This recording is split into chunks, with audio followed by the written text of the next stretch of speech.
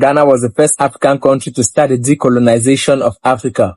There, the Black Stars of Ghana were the first African nation to take the AFCON. There, you see this nation called Ghana, everything about them is always them, and them. Ghana, you're too perfect to be real. If it's not for Ghana,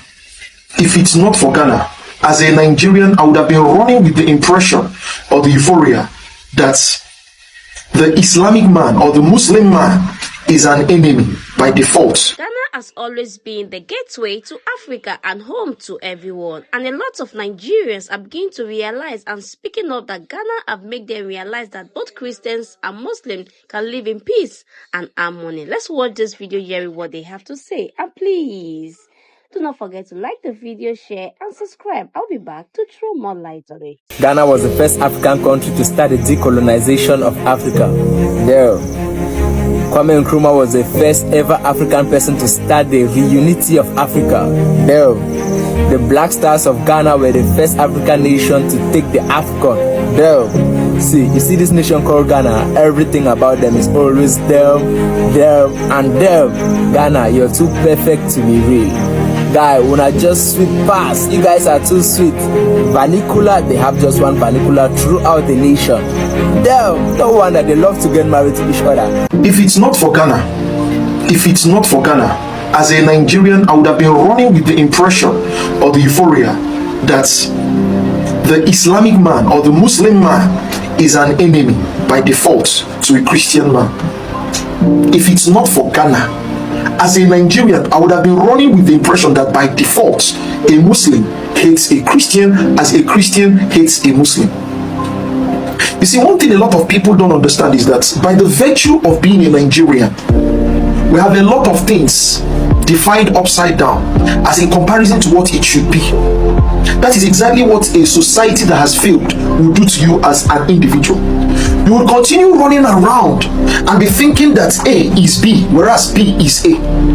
You continue running around thinking that good is evil, whereas evil is good. I'm telling you the truth.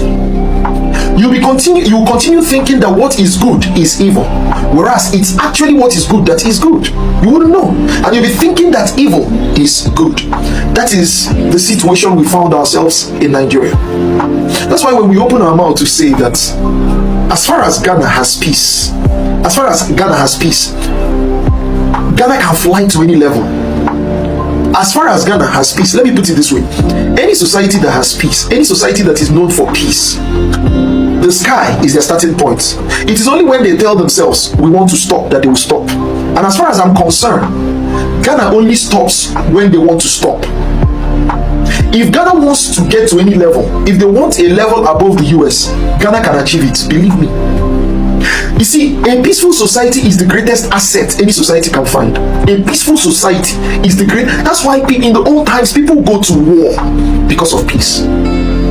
People go to war because of liberation. Peace is the master of freedom. Peace is the master of truth. When there is peace, peace is an evidence of love in a society. You come to Ghana and you see Muslims and Christians. I'm trying to understand these things. I don't know, Ghanaians, please help me out. Come to my comment section and tell me how you people were able to achieve this. I talk about how Ghanaians were able to establish this brotherhood, this strong bond between Muslims and Christians, and they even come to my comment section to make it worse. They put it in such ways that I have no need, I can't comprehend it, and I keep shouting and I keep saying no way. You hear someone say in my comment section, I'm a Christian, but I go to the mosque at so time. You hear someone say, I'm a Muslim, but we're even waiting for Christmas Day. And then you hear someone say, if I disengage with my Muslim brother, who's going to give me something? There's something they usually write. And I'm like, what mentality? What mentality? Now this oh my God, Ghanaians. Now I'm drawing a lot of findings from Ghanaians. Listen, this gives you a little hint, a little clue in knowing that what's happening in Nigeria right now is politically driven. It's not natural. It is politically driven. Nigerians, you see that thing I keep telling you people about, a society that has this lust for money. You see, when we say, the love of money is not evil. It is the root of all evil, which means that it is more devilish than the devil itself. I'm telling you the truth. Now, I talked about how Ghanaians were able to establish peace and how they were able to establish so much bond between Muslims and Christians that you can't even separate the religion. You can't even see them. They don't define themselves based on religion. I talked about this many months or few years ago, and now look at the genocide happening in Nigeria. It's coming out to the surface. And when I talked about this, a lot of Nigerians never saw this as an asset. As a matter of fact, this is the crux of any development. I don't care your definition of development. I don't care your standard of comparison between a society that is developed. But the fact that a particular society has been able to harness peace to the extent, do you know, when you harness peace to the extent that religious wise, people don't see themselves differently. I mean, that is the crux of the matter when we want to talk about development. And this is owed to the fact that Ghanaians are not money conscious. You see, this is part of the evidence of a non-money conscious man, Ghanaian. Due to the insecurity problem in Nigeria, a lot of Nigerians are actually moving out of the country as we speak. A video coming from some of their airports suggests that most of them are actually leaving the country for fear of their lives, and the fact that, in the northern part of the country there's insurgents and acts of terrorism. Most of these people living the country are not actually living Nigeria to either the UK or the US, right? They are coming into other African countries, and from what we are hearing, most of them are coming into Ghana. Because of the English that we speak, it makes sense for them not to go to Cameroon, for them not to go to Benin, for them not to go to Togo, but for them to come straight into Ghana. Now, one thing that is actually helping them to actually come into Ghana and get infiltrated into the population is because of the Hausa language. Now, if you go to Nigeria, most of us focus on the Yoruba and the Igbos, right? But the predominant language or ethnic group in Nigeria is actually the Hausas. They form about 30 to 35% of the population, right? A breakdown will tell you that Yoruba has about 15.5% of the population. Igbos have about 15.2% of the population. They have the Fulani who form about 6% of the population. Now, the reason they could actually move into Ghana without us noticing is because of the Hausa language. In Ghana, Hausa is also, a language spoken here, right? And it is the same language that is spoken in Nigeria too. So when they are moving in here, most of them disguise themselves as Ghanaians because they could speak the Hausa language. So at the border or the immigration checkpoints, they speak this Hausa language and they move in. Most of the Nigerians, most of the Malians, most of the Ghanaians, a lot of them speak this Hausa language. So that is how come they're able to move into Ghana with ease. What is happening in Nigeria? Nobody wants to stay in the country any longer. And if they are moving out of the country, their default destination is Ghana, bro. The population of Ghana is just 35.3 million. The population of Nigeria is around 240 million people, right? So if 30% of 240 million people are actually houses, and these people are actually moving out of their country, even if all of them will not come into Ghana, most of them will come into Ghana, or a substantial number of them will come into Ghana, because Ghana looks like the most stable country in the entire sub-region. If we don't pay attention to this, it will get to a point in time where the Hausa population in Ghana will become massive. And when it becomes massive, that is where the problem starts. They start to claim ownership. They start to use this whole Islamic laws and order. They start to push for things to be done their way. And that is where it creates substantial problem. I'm not saying all houses are bad, but I'm just saying that if you pay attention to what is happening in Africa and especially in our sub-region, the Hausa population are mostly Muslims, right? So when they become huge in your country, they start to push for their things to be done their way. We don't want that to happen in Ghana. In Nigeria, as we speak, there has been about 3 kidnappings in the northern part. The KB girls, you can't find them. See, we shouldn't be like, oh, Ghana, we are hospitable. We actually need to be on the lookout for these Hausa people who are disguising themselves as Ghanaians and send them back into Nigeria. First of all, as I keep saying, if you're a Ghanaian, pray and commit yourself and your family into God's hands. It's that simple, because this government will not protect you. They are rather making it easier for these people to move here. Citizens have been telling the president tighten securities at the borders. They mind we. Prophets are prophesying, telling the president to close and tighten the borders. They mind them. And now guess what? He's discussing with Obasanjo on how Africans will move freely across. Look at what bandits they do in Nigeria. You are now discussing about how... Oh, look at this. John Mahama discussed the issue of free movement of people across Africa with Obasanjo. So all these things that is going on, you are rather discussing free movement. Oh, we are finished. Look at Nigeria. Look at all these people at the airport trying to move out. Look at them. Last time a guy made a video where they are being backed in buses. This one they are at the airport. And where do you think majority of these people will go to? They are coming to Ghana. And if they come to Ghana here too, they will say they want to form a kingdom. Where do you think all these people are going to? If you go to East Legon, all the Nigeria big men, Peter Obi, all of them, they have houses at East Legon here. All the Nigerian big men, all of them, they have houses at East Legon here. And now our president is discussing free movement across Africa. Ghana. Only God will protect us now because, Charlie, there's nothing I can say. Citizens say, close the borders, they mind we. Prophets are saying, close the borders, they mind them. He's not discussing free movement. And you think, Charlie, may God protect us in this country. That's all I can say. For those Nigerians where they say, we want to buy Ghana, maybe it is time for Ghana to return the favor and buy Nigeria. Because Nigerian government is fucking useless. I say fucking useless. Capital letter, fucking useless.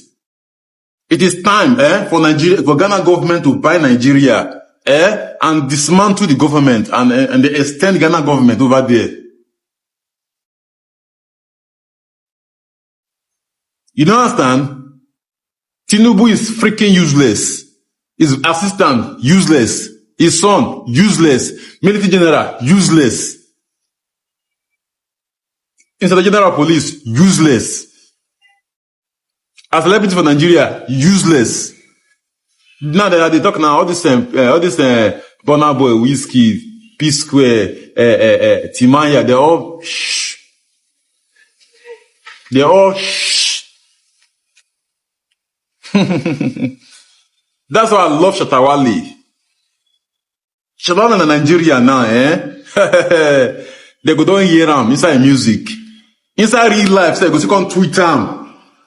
Inside podcast, TV station, go talk about him. That is why I love Shatawale.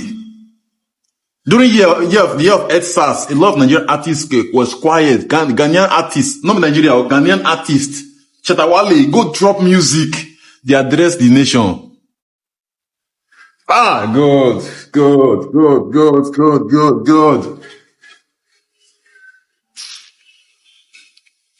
Bro, you know they can't struggle to be a Nigerian. They can't struggle just to be a Nigerian. They can't struggle. Anyway, you want to go for this world, you go struggle to get visa. If you live for Togo or Benin, they go pass, go explain yourself, go explain tire. Oh, I'm doing this job. Hope you are not Yahoo boy. You go explain tire.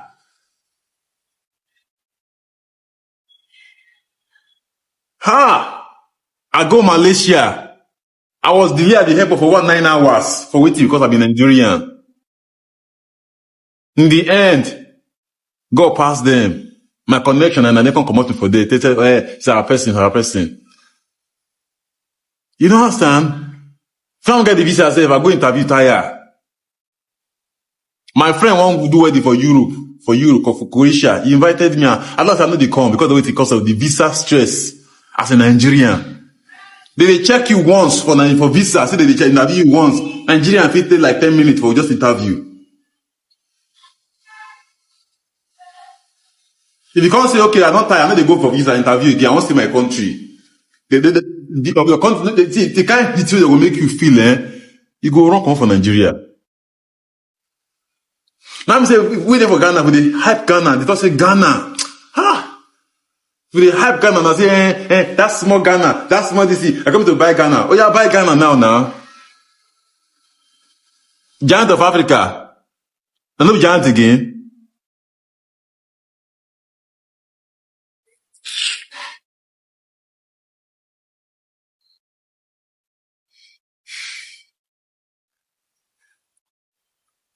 God. I wish say Rolling still be alive. And I wish they could born Rolling secure the partner for Nigeria. Make it discipline Nigeria. The person for discipline Nigeria like Rolling, I know about Abacha. When they know what that guy did, they cook buy and quick. They buy and quick. No wonder the attempt of murder, they want to buy rulings plenty. As I go to Kosu Castle, they talk and say, for this office, they watch everybody, so they know people do and coup d'etat. But Abacha no smart like that, for still they alive by now. But now, for don't discipline Nigerians well. But now this nonsense, who they feel for Nigeria, who they feel some again. God. Let's be honest with ourselves. Nigerian government is directly involved in this terrorism, in these attacks, in this unaliving, in this banditry that is happening in Nigeria. Nigeria government, they involved.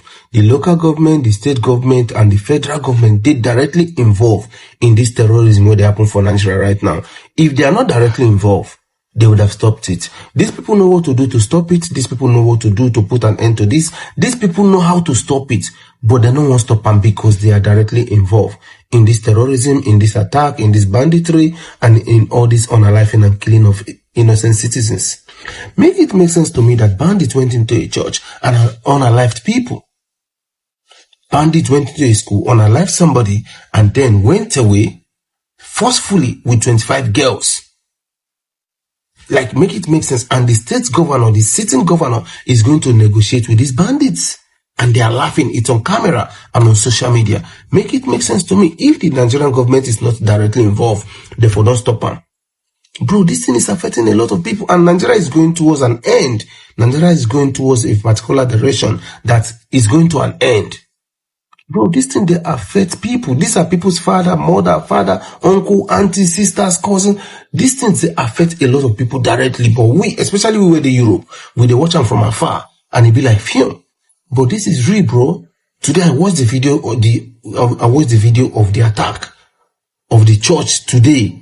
First, I thought it was AI. I thought it was a video that was generated by artificial intelligence. But no, this is real. You see the old woman, she couldn't even run. Bandits enter inside church. Bro, what are you saying? The government is directly involved. Imagine yesterday, the unalived Brigadier General. That's an insult to the Nigerian army. The unalived Brigadier General, number one man for in Jews safe, you know if you see him. Number one man for in Jews, you know if you see him unalive, I'm top more Brigadier General. Bro, Nigeria is going to an end. Nigerian government, they involved. If they're not directly involved, these people for don't stop this thing. They for don't stop. Make it make sense. Every day is one story or the other. Every day, hundreds, thousands of people are dying. Like, how? Why? Why the Nigerian government don't go enforce some kind of law to make sure that this thing comes to an end? No. Buhari government was directly involved into this banditry. Tinubu government is now directly into this banditry. If not, these people don't stop them. Do you know what? People are losing their lives. People are losing their relatives. People are losing their business. People are losing everything. And this thing is getting out of hand. Nigeria is gone. It can never be better again. Nigeria is gone. Nigeria don't go. Not to anybody want to talk. Nigeria is gone. Nobody believes in Nigeria could reach this state. That thing when we watch for fame, we can't the same say they happen for Nigeria. A whole Brigadier General of Nigerian Army was unalived and it was captured in a video. It can't the media. Then everybody just keeps silence. Number one man for in Jews, you know if you try with them. It is sad that Nigeria turns out to be this. And Nigeria is going to an end. It don't go. You're killing children, killing adults, parents, mothers, aunties. This thing, they affect people directly. If you just they keep quiet, they watch them from afar. But these are people's family. These are people's relatives. These are people's fathers, uncles, aunties dying every day in the northern part of Nigeria. And the Nigerian government is silent. Come on, man. It is sad. Honestly, it is so sad. The level of atrocity that goes on in Nigeria daily basis is alarming. Sometimes you ask yourself, do we even have a leader in the country? Because day by day, we keep seeing series of videos of atrocity, kidnapping, killings of Christians, name it, going on in the country. And still, our leaders do not think so defeat to even try to at least do something to address the nation. Nothing is being done. I weep for my country. I must tell you the truth. I weep for my country because we have no idea of what next will happen to us. You don't even know what is coming your way next. You live by the grace, just hoping that maybe you can see tomorrow, because you cannot even tell the next moment what will happen to you as a person living in Nigeria. I must tell you the truth. Being in Nigeria right now is a whole lot of trauma. A lot has been spoken on this video. They've all given their points and reasons of what they think about Ghanaians and Nigerians. And you all see the way Nigerians are all saying that at this point, they need a Ghanaian leaders to come to Nigeria to rule the country Nigeria. I must tell you, if Nigerians leaders can really learn from Ghanaians leaders, in fact, learn from other Africans how they are running their country, because at this point, we need help. We need help. We need somebody to at least come to our aid. We need a savior. Please, Africans, pray for the country Nigeria. Our country, our nation is in a big mess. I must tell you the truth.